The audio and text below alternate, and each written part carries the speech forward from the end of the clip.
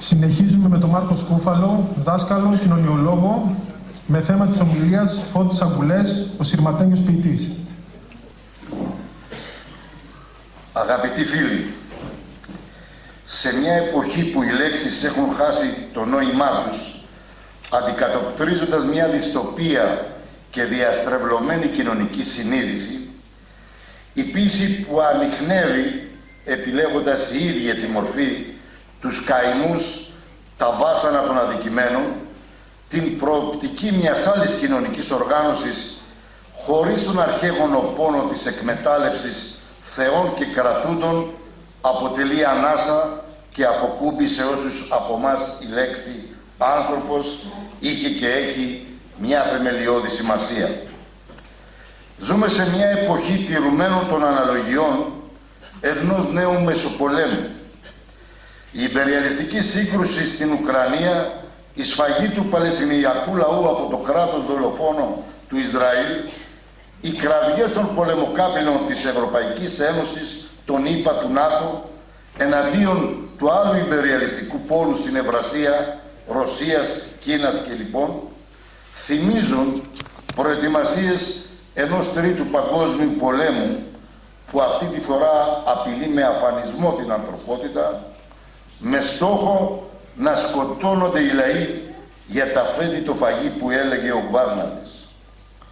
Όψη του ίδιου σάπιου συστήματος η ανέχεια, η ανεργία, η ακρίβεια, οι διαλυμένες εργασιακές σχέσεις, η ζωή λάστιχο που μετριέται με σταγόνες ανεκπλήρωτων ελπίδων. Η υποκουλτούρα και η εκπόρνευση της τέχνης αποτελούν τα συνοδά στοιχεία ενός κόσμου γερασμένου, παλιού, άταφου νεκρού, για να χρησιμοποιήσουμε τη ρίση του γλυνού. Αυτός είναι ο κόσμος του καπιταλισμού σε όλα του τα επίπεδα, που όσο πιο βαθιά βυθίζεται στις αντιφάσεις του, τόσο πιο επικίνδυνος γίνεται για τις ζωές μας, για την ίδια μας την ύπαρξη, εισβάλλοντας όλο και περισσότερο στο βιοκοσμό μας. Τα τελευταία χρόνια βρισκόμαστε μπροστά σε μια τεράστια και εντυνόμενη επιχείρηση με κύριο στόχο να καλυφθεί όλο αυτό που βλέπουμε μπροστά μας και που προσδιορίζουμε ως ύψη. Η ζωοποιό λοιπόν τέχνη των εκμεταλλευόμενων τάξεων είναι αναγκασμένη να λειτουργήσει μέσα σε αυτές τις σεισμικές συμπληγάδες, να βρει τον τρόπο να κοιτάξει το φως και να μιλήσει γι' αυτό. Ο σοβιετικός ψυχολόγος Λεοντίεφ, σηματοδοτώντας την ανθρώπινη συνείδηση και την πηγή της, αναφέρει ότι ποτέ εκτός από τις αφαιρέσεις μας δεν βρίσκουμε τον άνθρωπο πριν τον κόσμο ή έξω από τον κόσμο, έξω από τον πραγματικό συγκεκριμένο δεσμό του με την αντικειμενική πραγματικότητα. Αρκετά χρόνια πριν ο Τρότσκι στο έργο του «Λογοτεχνία και Επανάσταση» αναφέρει προλογικά: «Είναι γελίο, παράλογο και ακόμα υπέρτατο και ηλίθιο στον υπέρτατο σημείο να ισχυρίζεται κανείς ότι η τέχνη θα μείνει αδιάφορη στους σπασμούς της εποχής μας. Τα γεγονότα προετοιμάζονται από τους ανθρώπους, γίνονται από τους ανθρώπους, αντενεργούν πάνω στους ανθρώπους και τους αλλάζουν». Ο Σεργέη Τρετιακόφ στην κριτική του όταν παρουσίαζε τον Μπρέχτ στο σοβιετικό κοινό γράφει: «Είναι καιρός για αυτόν τελικά να προσγειωθεί από την εφελώδη γη της λογικής από όπου προέρχεται στο στέρεο έδαφος.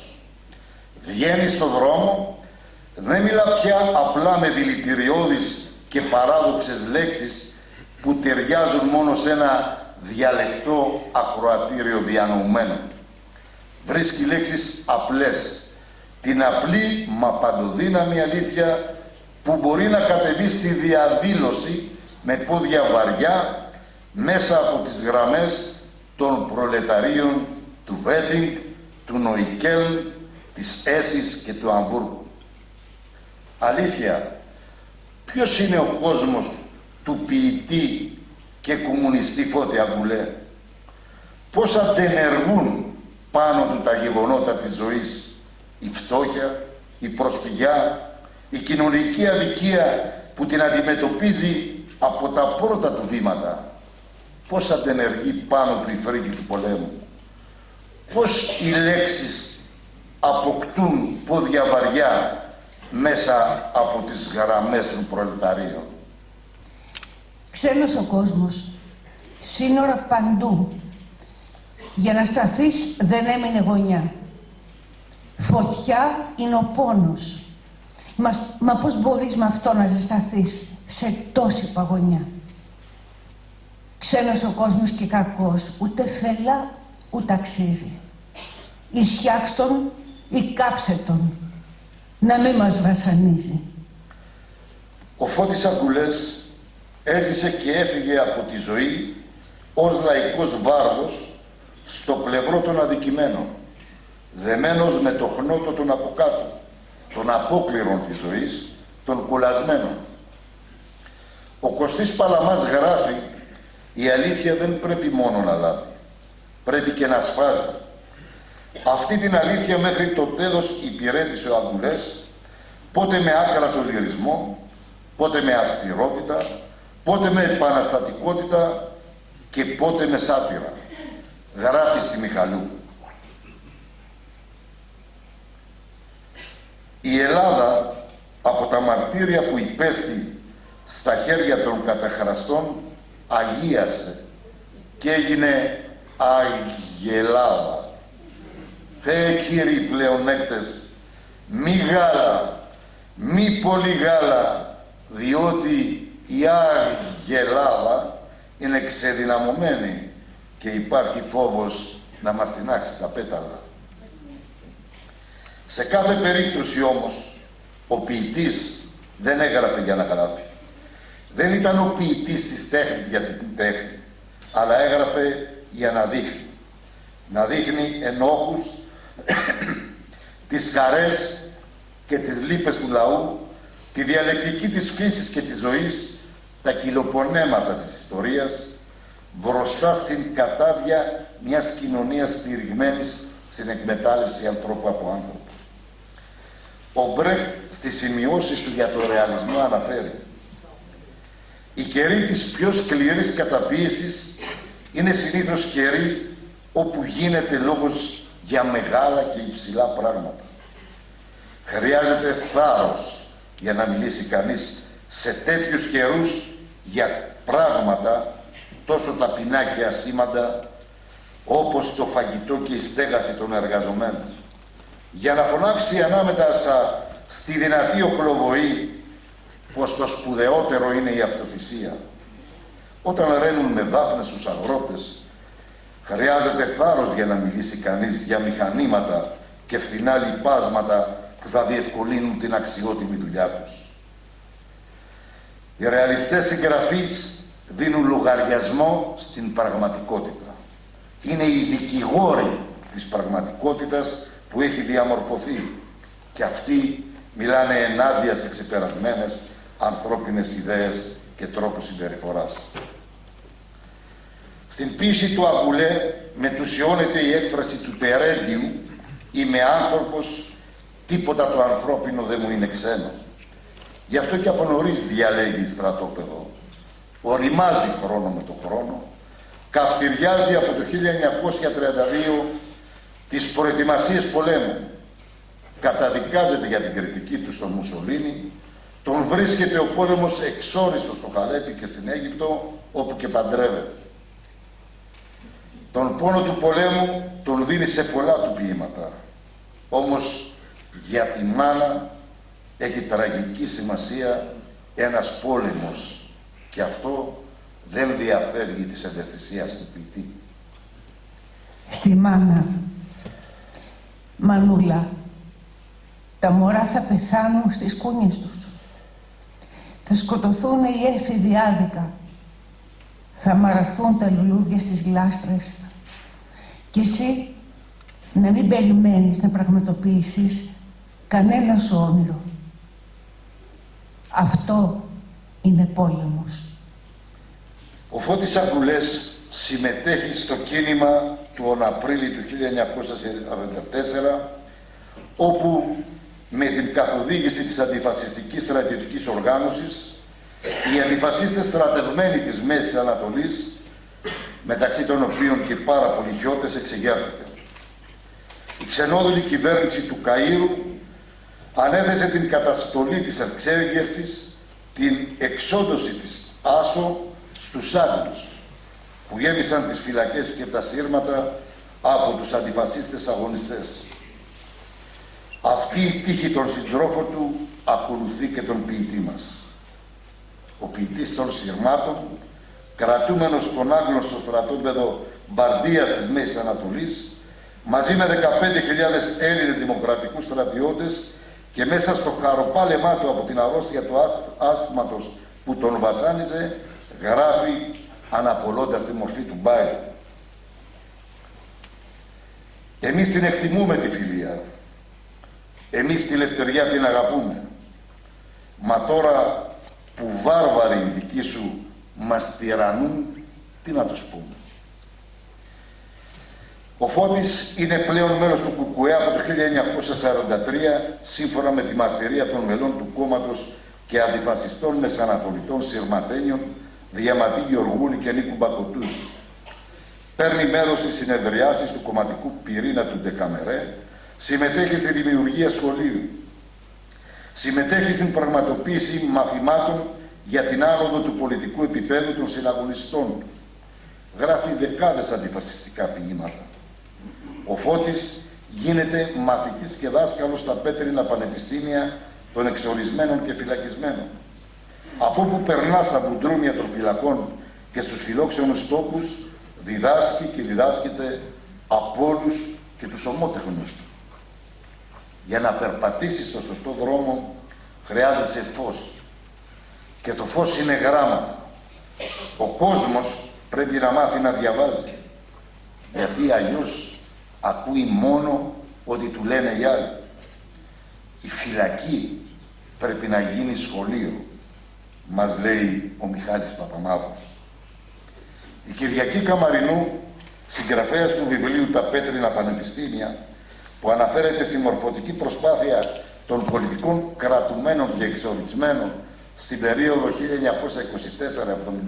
1924-1974 υπό την καθοδήγηση του ΚΚΕ, σημειώνει ότι το αξιοθαύμαστο και το συγκλονιστικό είναι ότι οι κρατούμενοι ή οι εξόριστοι αγωνιστές όχι μόνο κατόρθωσαν να επιβιώσουν, αλλά να μετασχηματίσουν τις απάνθρωπες και εξαιρετικά επώδυνες συνθήκες της ζωής τους σε αυτούς τους χώρους, σε συνθήκες δημιουργίας ψυχικής και πνευματικής καλλιέργειας.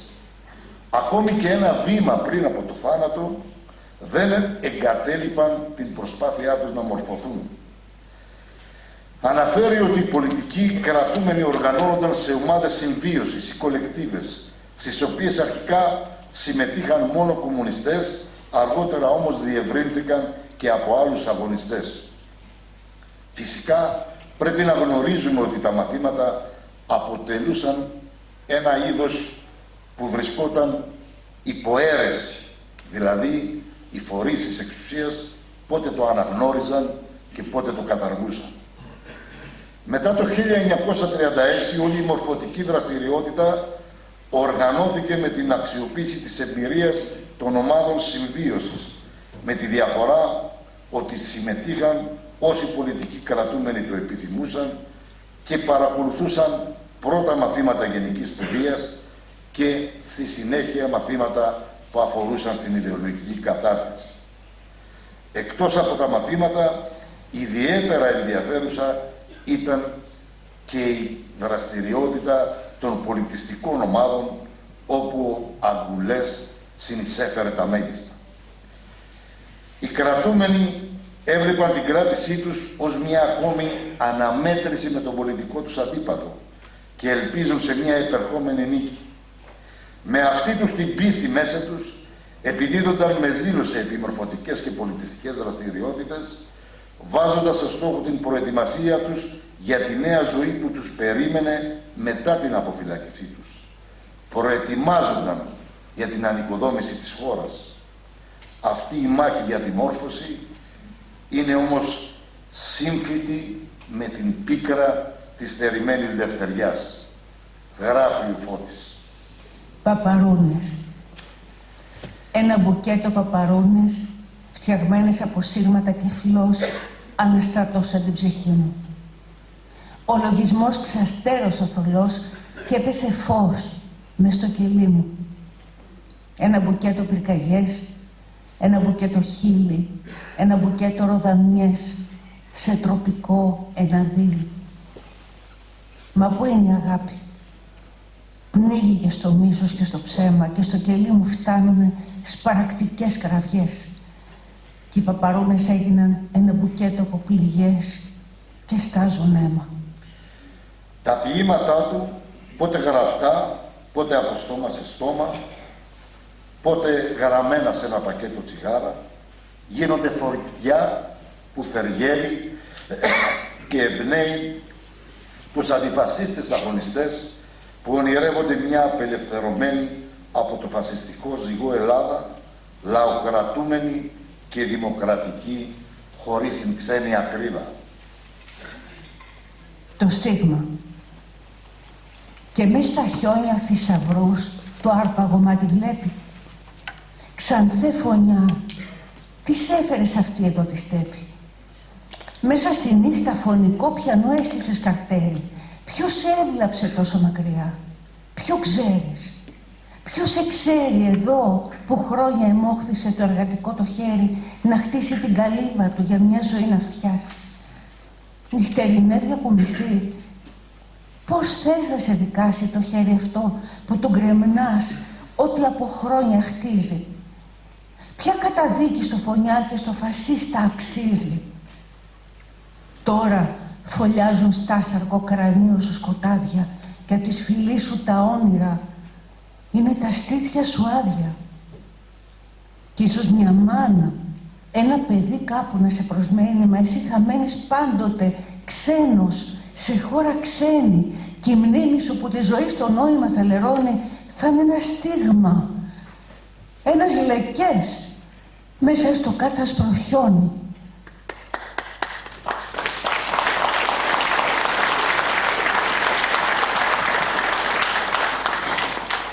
Η απελευθέρωση τον βρίσκει να επιστρέφει στο νησί από τους τελευταίους του 1946. Πιο όριμος από ποτέ στην ιδεολογία του, οι διώξεις και οι κακουχίες, οι συναντήσεις με τους ομότεχνούς του τον έχουν ατσαλώσει, όμως ήδη το αστικό καθεστώς της εποχής, μαζί με το παλάτι και τους Άγγλους, έχουν στήσει ένα τρομοκρατικό καθεστώς που επιδιώκει το τσάκισμα του ΕΑΜ-Ελλάς και τον κύριο του αιμοδότη, το Κομμουνιστικό Κόμμα Ελλάδας. Από πριν, οι στίχοι του είχαν δώσει σαφή ίχνη για το δρόμο που διάλεξε, τόσο ο ίδιος όσο και οι σύντροφοί του. Ας μην ήρθετε πίσω και ας μην φτάσετε πουθενά. Ο δρόμος μας αρχινά από εκεί που ο δικός σας τελειώνει.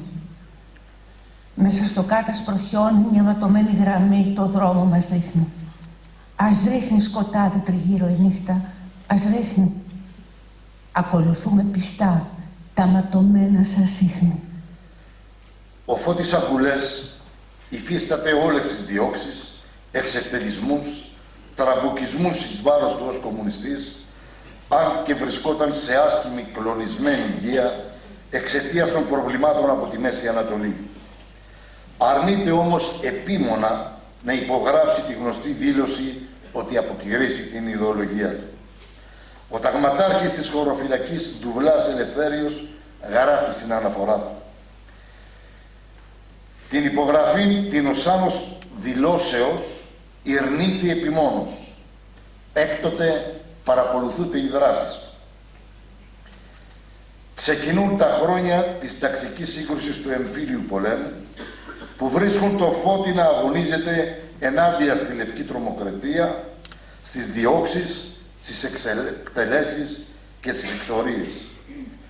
Κορύφωση του αγώνα του η Φουντάνα, ενός ερημωμένου σπιτιού, η οποία βρισκόταν δίπλα στο σπίτι του Ζανή Αθηναίου.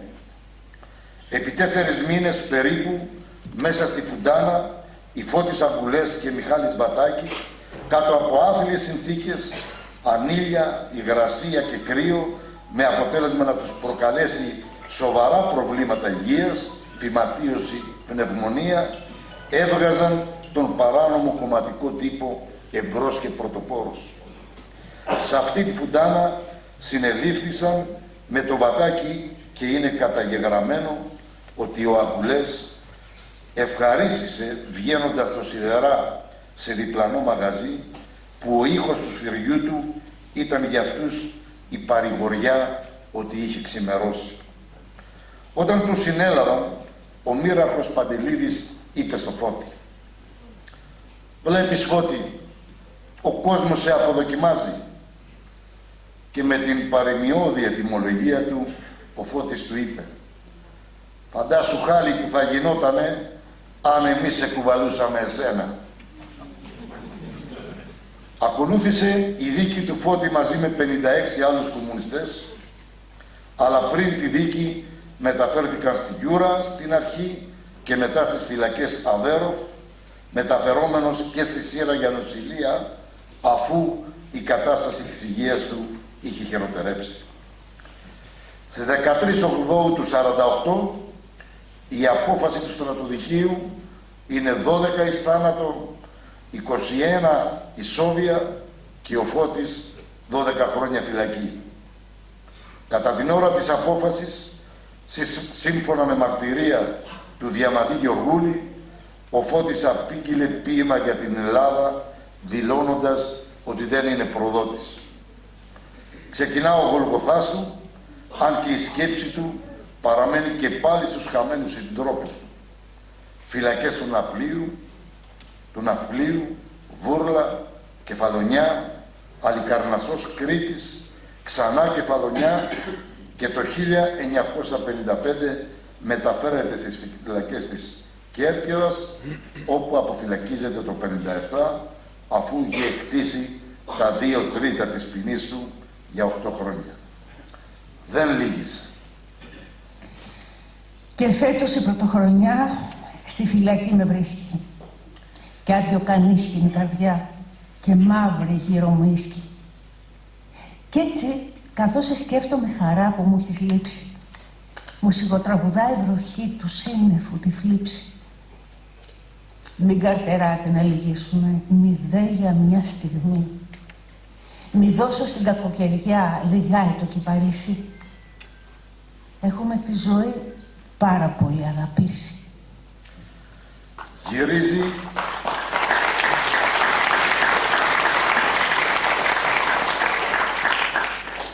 Γυρίζει στοιχείο σε άθλια οικονομική κατάσταση και με την υγεία του σε ευθύνουσα πορεία.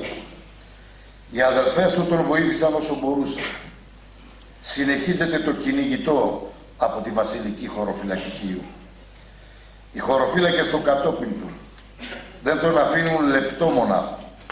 Τον ακολουθούν ακόμα και σε εξόδους του εκτός πόλης. Είναι χαρακτηριστική η φωτογραφία στον Εχώρη, όπου, όπως έλεγε αστειευόμενος στους φίλους του, ο Φώτης και η προσωπική του φρουρά.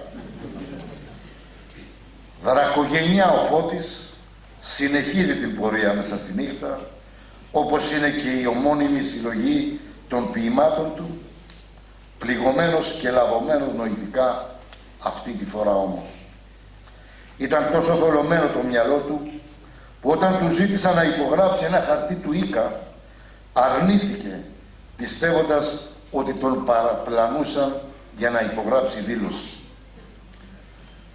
Το καλοκαίρι του 1963 έπαθε την αρρώστια των τυπογράφων, μολυβδίας, και νοσηλεύτηκε σε ένα νοσοκομείο στα Μελίσια. Το μυαλό του είχε σαλέψει πια, αλλά με τη φροντίδα της ΕΔΑ μπήκε σε μια ψυχιατρική κλινική στο Ελληνικό, που με τη φροντίδα του νοσηλευτικού προσωπικού και των αδελφών του άρχισε να συνέρχεται και να επικοινωνεί με τους γύρω του. Ξαναγυρίζει στοιχείο. του είχαν βγάλει μια σύνταξη μειωμένη των τυπογράφων. Στο πλοίο Κολοκοτρώνη, στο διάδρομο της τουριστικής θέσης, τη νύχτα 26 προς 27 Μάρτη του 1964 άφησε την τελευταία του πνοή φεύγοντας από Χίο προς Πειραιά. Φίλες και φίλοι, σοφοί στους σοφούς, λέει ο Μπρέχτ στις ιστορίες του κυρίου Κόινερ, είναι η στάση. Η στάση του ποιητή Φώτη Αγκουλέ απέναντι στη ζωή, απέναντι στους συνανθρώπους του και απέναντι ακόμα και στους δυνάστες του, είναι αυτή που ζωντανεύει τους στίχους του, που τους μετουσιώνει σε παρακαταθήκη για τις επόμενες γενιές αγωνιστών, για τις επόμενες γενιές που επιμένουν στο πέρασμα από το βασίλειο της βαρβαρότητας στο βασίλειο της ελευθερίας. Αλλάξτε τη μοίρα σας. Άβουλος μη σταθεί στιγμή μπρος στη ζωή στη στράτα. Κι είναι όμορφα τα γυρατιά, κι είναι γλυκά τα νιάτα. Χιλιόγλος είναι η προσευχή κι έχει απ' τα χρόνια πια γεράσει. Κι όμως ως του Θεού τα αυτιά ποτέ δεν έχει φτάσει. Τίποτα. Τίποτα καλό για σας δεν έχουν δώσει, όσοι σοφοί κι αν περάσουν και παντογνώστες και μεγάλοι. Ποιον περιμένετε να έρθει, ποιον καρτεράτε να σας σώσει. Εσείς οι ίδιοι, με τα χέρια σας, με το μυαλό σας, με την πράξη, αν δεν αλλάξετε τη μοίρα σας, ποτέ της δεν θα αλλάξει. Ευχαριστώ πολύ.